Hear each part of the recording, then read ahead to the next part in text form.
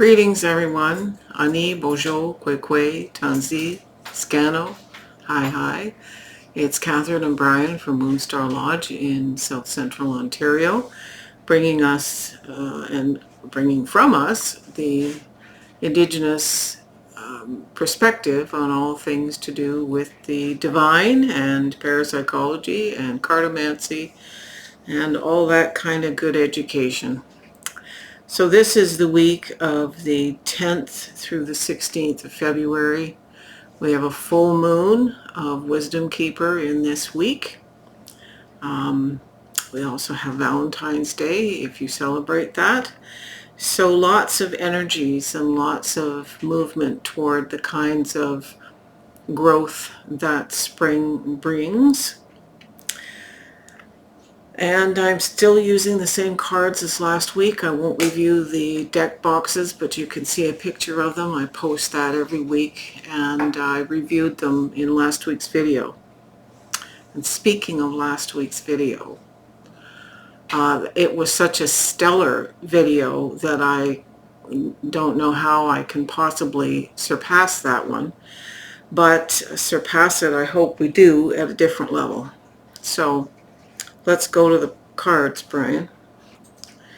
It's 7 of the Cosmic Seed Tarot here, and 1 each of the clarifying decks, and my coffee, because I definitely need the coffee this week. We start with we have 2 kings again this week. We had 1 last week.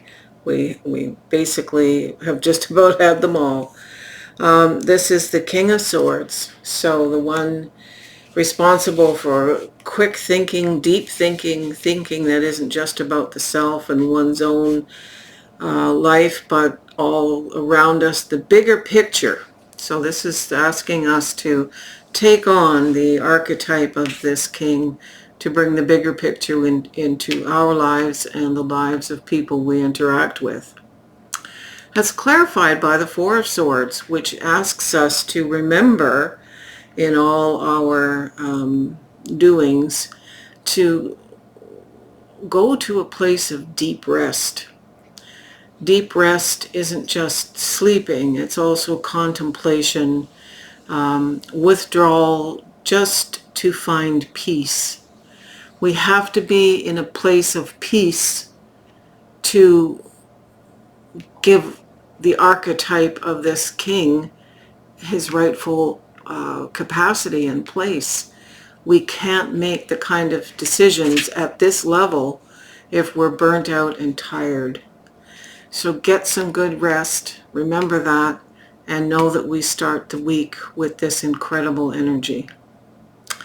It's followed by Temperance, the alchemist, the one who blends spirit and earthly life in a beautiful, beautiful Libra-like balance. And it's interesting that she's clarified here by paradox. Paradox requires us to look at 2 very different perspectives and hold them equally at the same time. She's actually doing the same thing. So we need to be comfortable with 2 opposing realities existing, that duality existing simultaneously. And how do we reconcile that? By recognizing that what exists today, the reality that dominates, may not exist tomorrow. So it's knowing how to create the flow. Temperance is also called art, and if you think about what happens when you mix colors of paint, you can't ever unmix those colors and turn them back, blue plus yellow makes green. You can't ever take the green and separate all the little pigment molecules and turn it back to blue and yellow. It's forever changed. That's alchemy. So holding 2 opposing states of reality and allowing them to alchemize correctly brings us new beginnings. we need a little frolic apparently, because here we have the three of, or sorry, not frolic, but it's the three of coins. So we're working together, co-creating. It's the energy of complex building. She's creating something here, is temperance, and we're creating something new. And it's interesting that the shaman is called Vimsha. I believe I'm saying that correctly. And let me bring you what Vimsha means. Vimsha is about the consummation. So Vimsha shaman asks us to make some space and time to let go of contracts through the creation of a conscious divorce or a separation ceremony whereby you agree to let go of obligations that no longer serve.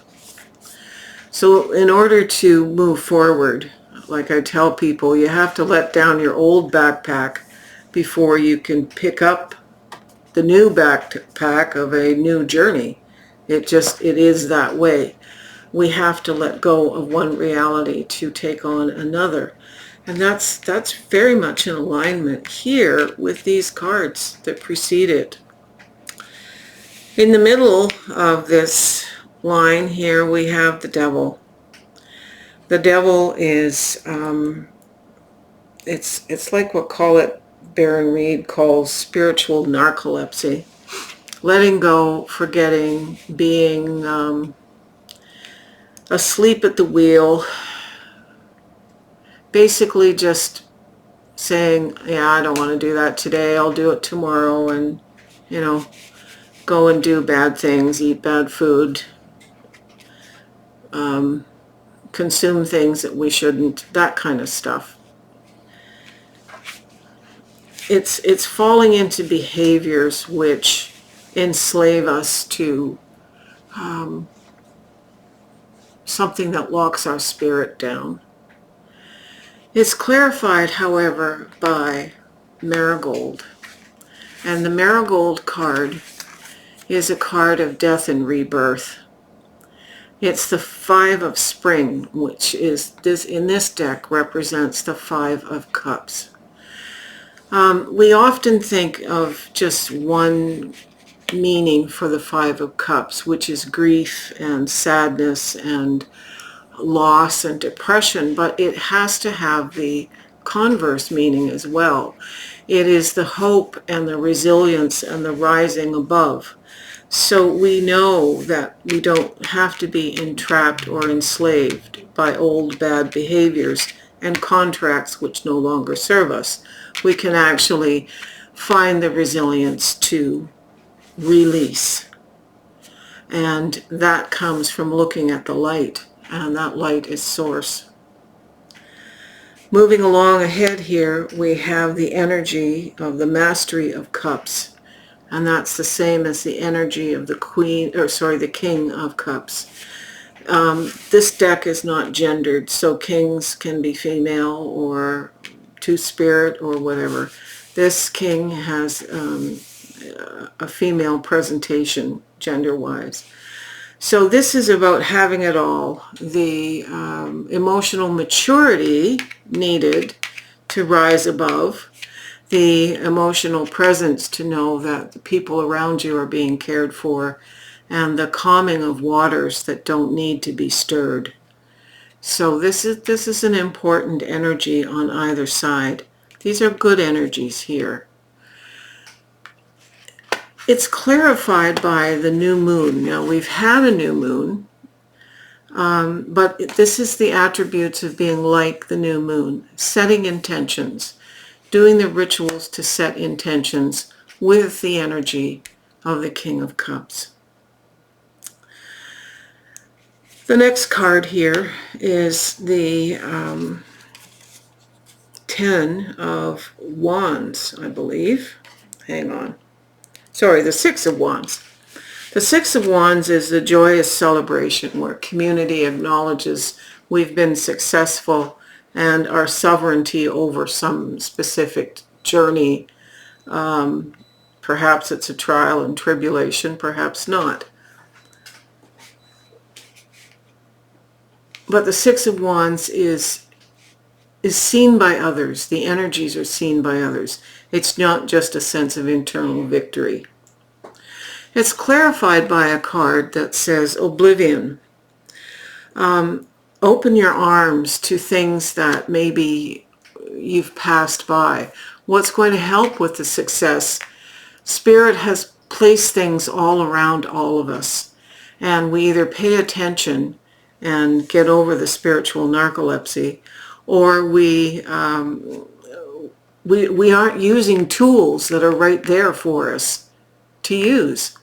So it's about opening our eyes to new things again and not being in an old flow that is pretty sluggish. The final card of the week here is the Ten of Coins. So this is having it all, having in this material dimension, the third dimension, home, health, wealth, family, everything that we constitute, that we love around us. This is the point when we take it to another level, and that includes legacy. It's clarified by the Elder Ladybug. And the Elder Ladybug is suggesting that we be open to miracles. That's why we have to come out of the oblivion space, is to be open to the miracles that Spirit says are there for us in every moment of every day. What we have to do is vision them into place.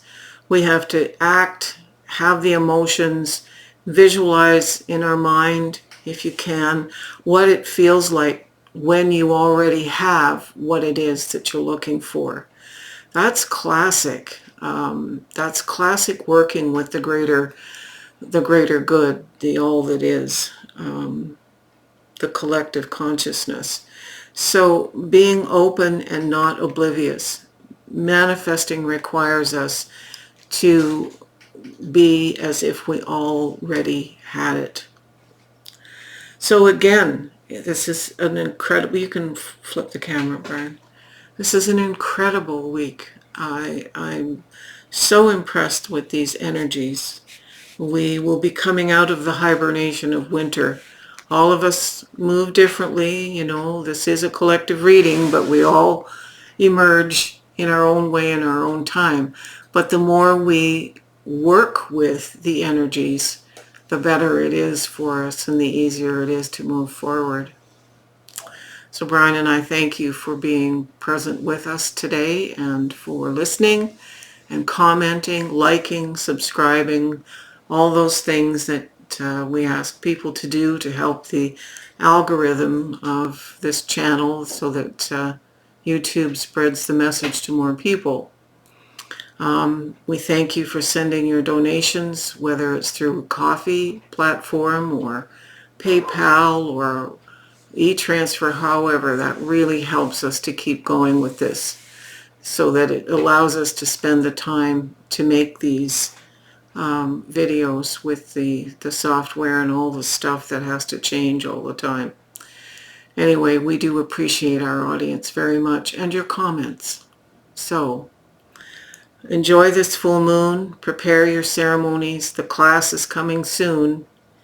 You may even already have information about it by the time this video comes to light. Anyway, miigwech, Yahweh, Aho, peace.